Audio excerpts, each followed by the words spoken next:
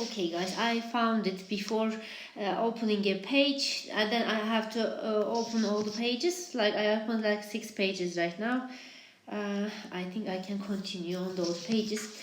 Okay, so what we are trying to do, we have an unknown parameter, theta, right? We want to estimate it by using sample information as theta hat. So this should be a function of sample random variables. Okay, so if this is an estimator, it's a function of sample random variables. If we are talking about an estimate, okay, estimate is the numerical quantity like 5, 4, whatever that is. Okay, so it is a function of observed values. Okay, lowercase letters. Okay, so it's a numerical quantity.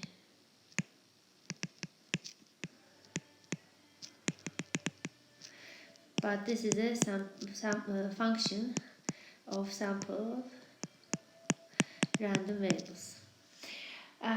So when we say an estimated x bar sample mean, so it is a function of sample random variables I from 1 to n over n. Okay, so this is an estimator. Again, using capital letters, lowercase letters methods here. So this is a random variable, but when we write lowercase letter xi from 1 to n over n, so now this is an estimate. Okay, so it's a number. Okay, so after making clear that what is an estimator, what is an estimate, then let's start our point estimation topic. So we will see 2 point estimation techniques.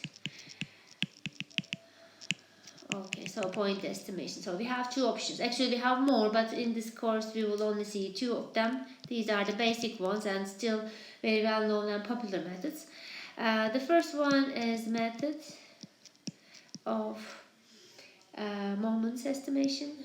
So we will use moments here. So we will start with this one, method of moments estimation, MME. Okay, the second one is the maximum likelihood estimation.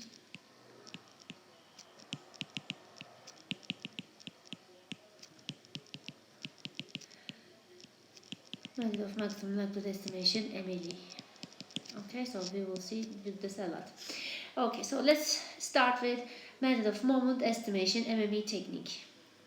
Let me use our new page. Okay, so let's start with method of moment estimation. So it has a very simple logic actually. So here MME uses moments to estimate unknown parameters. Okay. So MME uses moments, as its name says actually, moments to estimate unknown parameters.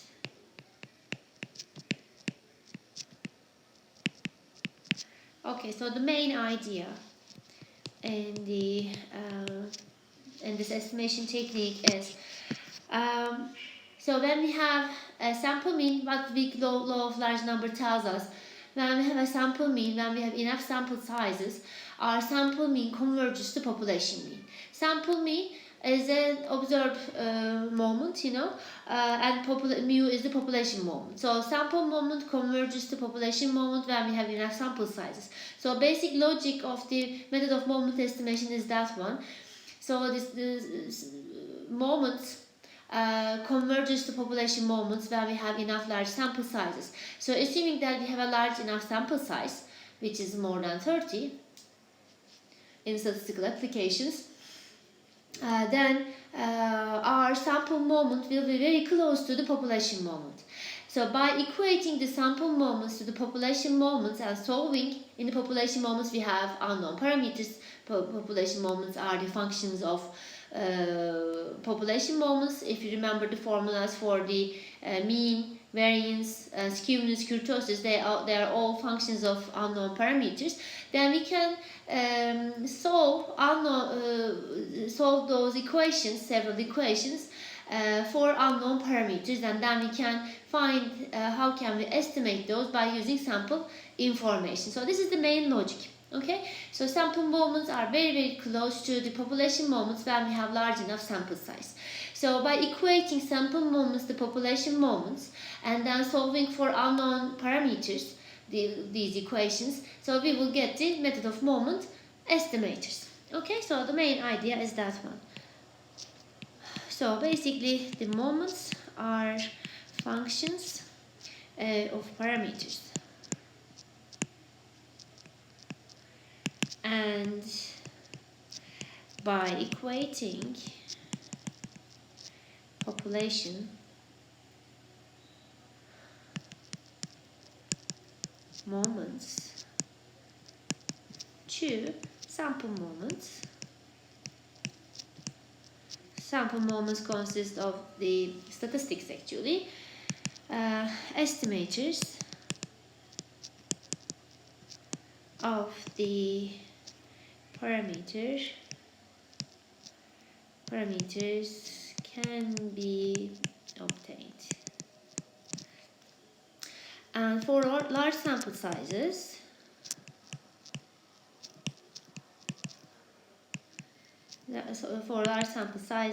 sample moments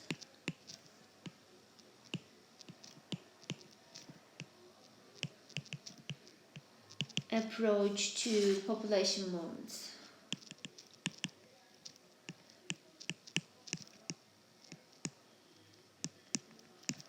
Okay, so by using this logic, we can estimate unknown parameters as functions of variables. So when we consider, so we have sample moments and population moments. Population moments are functions of unknown parameters. So we are using expected x to the k to define this. And what is the sample moment version of that? Summation of xi to the k over n, I from 1 to n. So for large sample sizes, we assume that they are very close to each other, and as n goes to infinity, those moments converge to each other actually for large n. Okay, so the main logic is this one. These are functions of unknown parameters,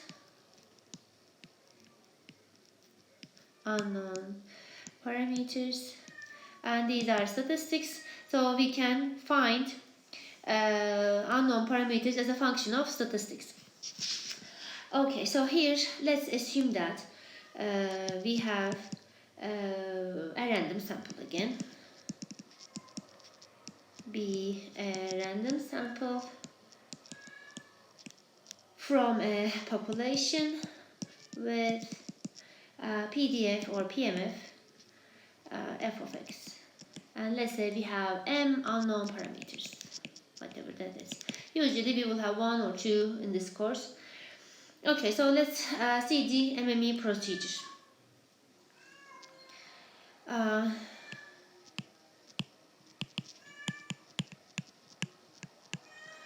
Okay, so in step 1, first of all, find m population moments. We can use central moments also instead of this, but sometimes calculations are easier when we use central moments. So find m population moments.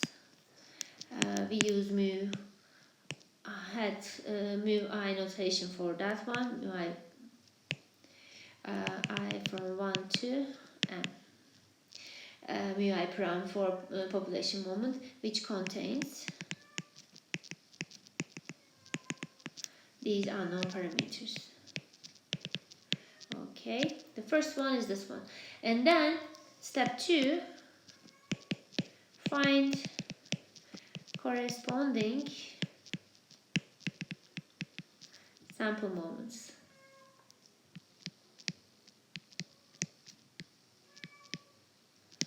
Let's say these are capital M I prime. I is from 1 to m. So if you have m unknown equations, then if you have unknown m unknown parameters, then we need m unknown n equations, actually not unknown, m equations. Okay, so then step 3 is to be able to solve this system of equations, m equations. So the system of m equations. What are those equations? So we are equating population moments to sample moments. How many of them? We have m unknown parameters, so we need m equations at least. For unknown parameters, these theta values, theta 1 to theta n. And the solution of this basically will give us solution of these equations will give us method of moment estimators. Okay, so that's simple. Okay, so we are equating population moment, which is summation x to the k from 1 to n over n. Oh, sorry, k should be here.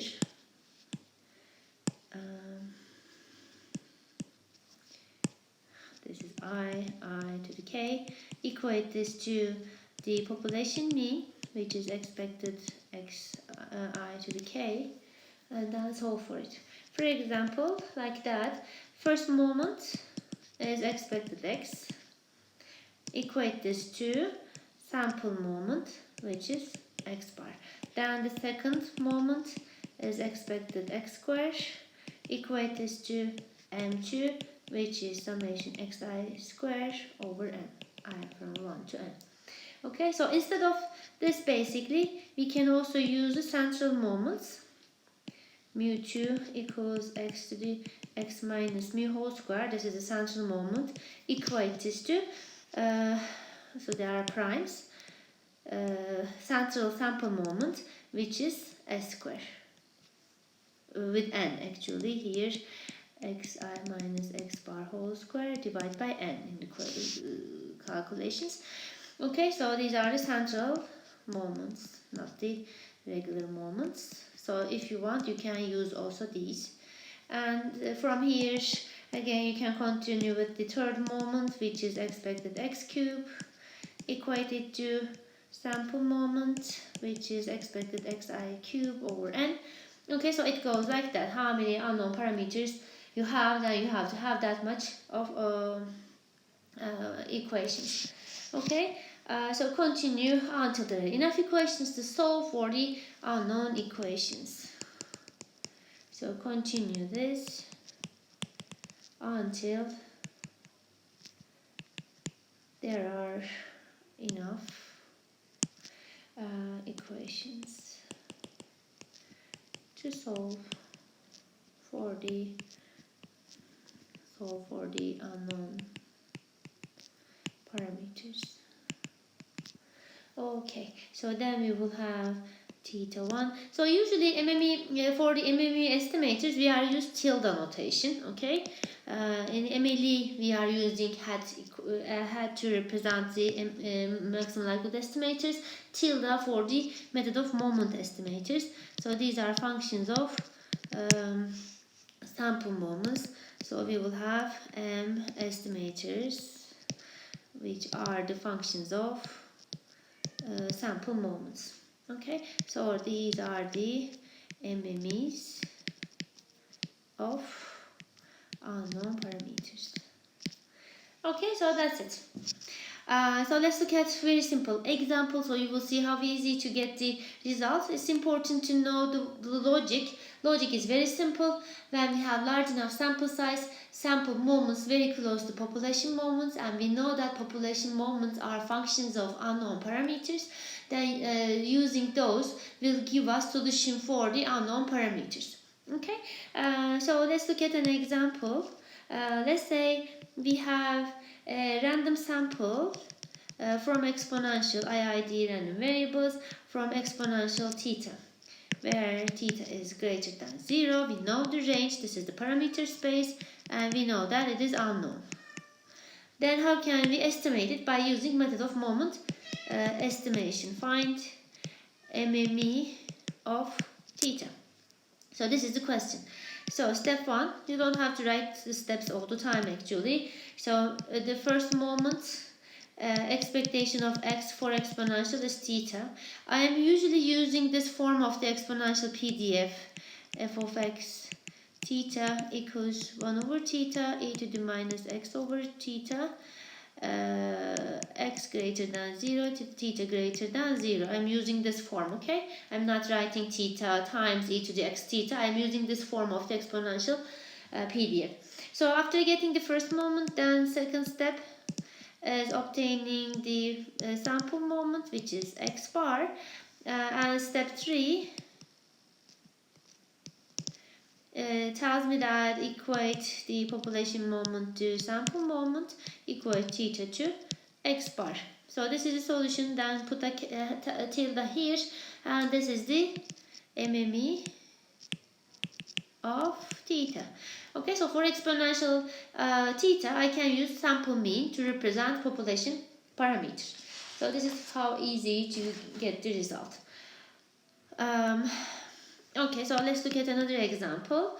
Let x have the PDF f of x theta, which is x plus 1 theta square 1 minus theta to the x. X is discrete random variable here, and the range of theta is 0 to 1. Okay, actually here you don't have to know that, but here actually x follows negative binomial with parameters 2 and theta. Okay, so here this information is given to us, where mu equals to 2 1 minus theta over theta, and the population variance sigma square is also given 1 minus theta over theta square. Okay, so these are the sample first order population moment, and this is the central moment, second order central moment. And let's find MME of theta. So here basically we have only one unknown parameter, theta, right? Then basically only using the first moment will help us to get the unknown parameter.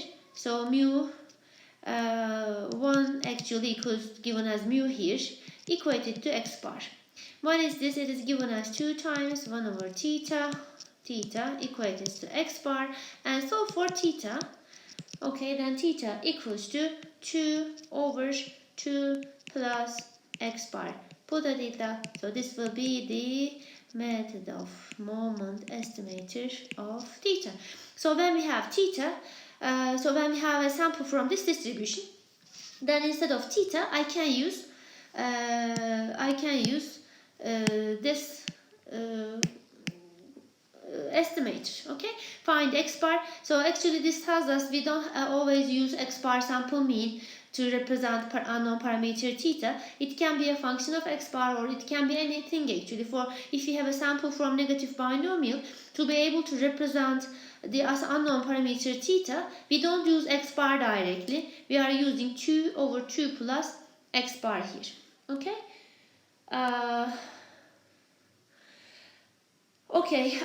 Also, let's say we want to find a method of moment estimator of a function of theta, not theta.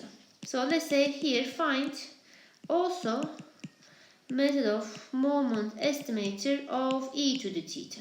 Okay, how can we do that? So it's very easy to do that. this method of moment estimator, maximum likelihood estimator, has the same property also. It has an invariance property. What is invariance property?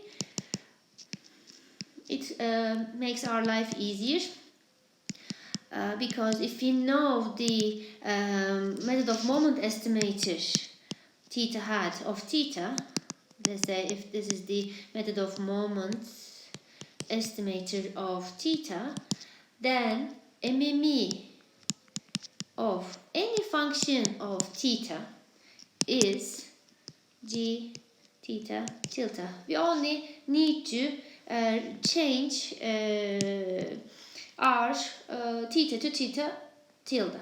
So the MME for the previous example, MME of e to the theta is e to the theta tilde. So what is that? E to the 2 over 2 plus x bar. Okay. Okay. Let me give a break now. I will continue with more examples, and we will talk about some drawbacks of method of moment estimator. So this leads us to the method of maximum likelihood estimation.